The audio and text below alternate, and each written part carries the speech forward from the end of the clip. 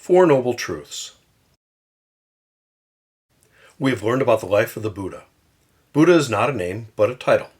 It means awakened one. Siddhartha Gautama became known as the Awakened One after he had attained enlightenment at Bodh Gaya after 6 years of wandering, while sitting beneath the Bodhi tree for 49 days. At first he did not know if he could teach others what he had come to recognize. His experiences, efforts, and merit were his own. He was not sure if the wisdom he gained could be shared. He might not be able to find the words to express what he'd come to understand. On top of that, some people find teaching to be a frustrating experience. He feared the work of trying to teach others could bring him back to the trap of misguided desire and disrupt the peace he had attained. So he wandered for a time before he set out to teach at a deer park in Sarnath. He found there his 5 companions, the same ones who had abandoned him when he adopted the middle path. His first sermon is on the topic of the Four Noble Truths. In Buddhism, the word dharma refers to Buddhist teaching. The Buddha's first sermon is sometimes called the first turning of the wheel of dharma. Buddhism is not about intellectually grasping Buddhist teaching. The goal is not understanding, but recognition. Buddhism has a see-for-yourself approach to teaching and growth. The Buddha explains to others what he has found and invites them to see for themselves whether they too share in these realizations when they learn to better pay attention to their interior life. The first noble truth is suffering, or dukkha. Life is riddled with suffering. When we are born, we suffer because we are stuck in samsara and unable to transition to nirvana. Over the course of a person's life, all human beings experience sickness, old age, and death. In daily life, people experience a form of suffering and the experience of unpleasant things, separation from pleasant things, and unfulfilled desires. The problem is not simply that life can be uncomfortable. It is related to the experience of attachment in a world marked by impermanence. We cling to things we experience to be pleasant, and then we mourn them when they're gone. We crave them in their absence, and our cravings can remain unfulfilled. Happiness remains always insecure and fleeting. The second noble truth is called arising, or tanha. It makes the claim that suffering has a cause, and that if we can address its cause, we can address the problem of suffering. Suffering, according to the Buddha, comes from ignorant craving. More specifically, Buddhist Dharma describes a chain of dependent origination that gives rise to human suffering. The key links in this chain are ignorance, thirst, and grasping. Ignorance about ourselves and our world starts us on the wrong course. Most of our lives, we do not perceive our world accurately, but instead see an illusion, or hold to a false understanding of the world. We want things to be permanent, so we can find some reliable source of comfort, or a refuge from hardship. But the world does not offer this kind of stability. Permanence is an illusion. In addition, human beings experience thirsts, desires, or cravings. We experience these desires to be authentic wishes or wants that emerge from our very selves. This is also part of the ignorance that Buddhist teaching names as a source of suffering, because the Buddhist worldview holds that we do not have an essential self.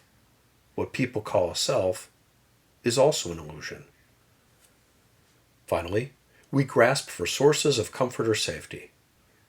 Suffering happens not just because of impermanence, but because people cling to things with an expectation that they will be permanent, or should be permanent. We also grasp at our thirsts and dress them up with noble names like life goal, dream, vocation, profession, or purpose.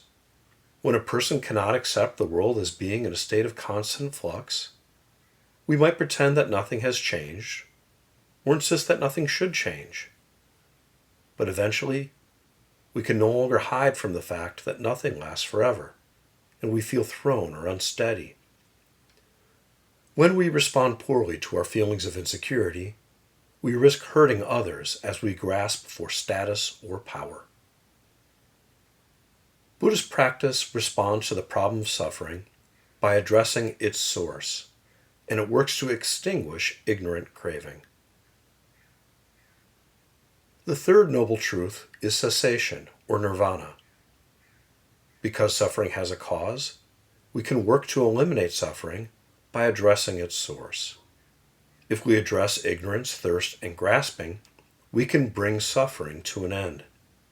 This is not saying that life will not have pain, illness, aging, or death. It's saying that these experiences need not lead to the kind of suffering that arises from the psychic drag that we can bring to the experience. Nirvana is sometimes described as a release from illusion, from greed, or from hatred. Sometimes Buddhists describe nirvana as freedom from samsara. Others name the positive emotions they associate with freedom from ignorant craving, like peace, stillness, happiness, or bliss. The fourth noble truth is called the Noble Eightfold Path.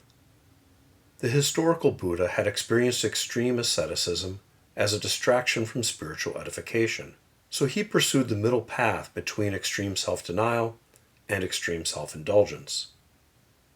The Eightfold Path offers a more detailed explanation of what it means to pursue the middle path by naming 8 disciplines or practices that people take up and develop over the course of a lifetime.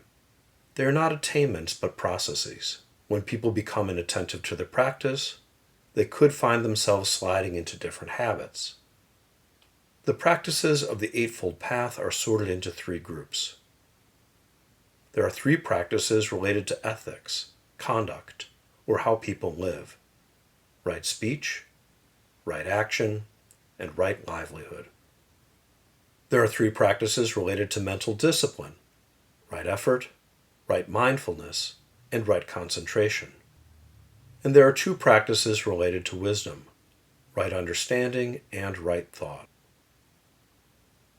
In summary, the Buddha, after reaching enlightenment, decides to teach others what he has come to recognize. In his first sermon, he teaches the 4 Noble Truths, which offer an introduction to Buddhist dharma, or teaching. The first truth, suffering, or dukkha, says that people experience suffering because they become attached to impermanent things. The second truth, arising, or tanha, notes that because suffering emerges from ignorant craving, it can be addressed by addressing its cause. The third truth, cessation, or nirvana, happens when people extinguish ignorance and craving. People describe the experience as release, freedom, happiness, or bliss.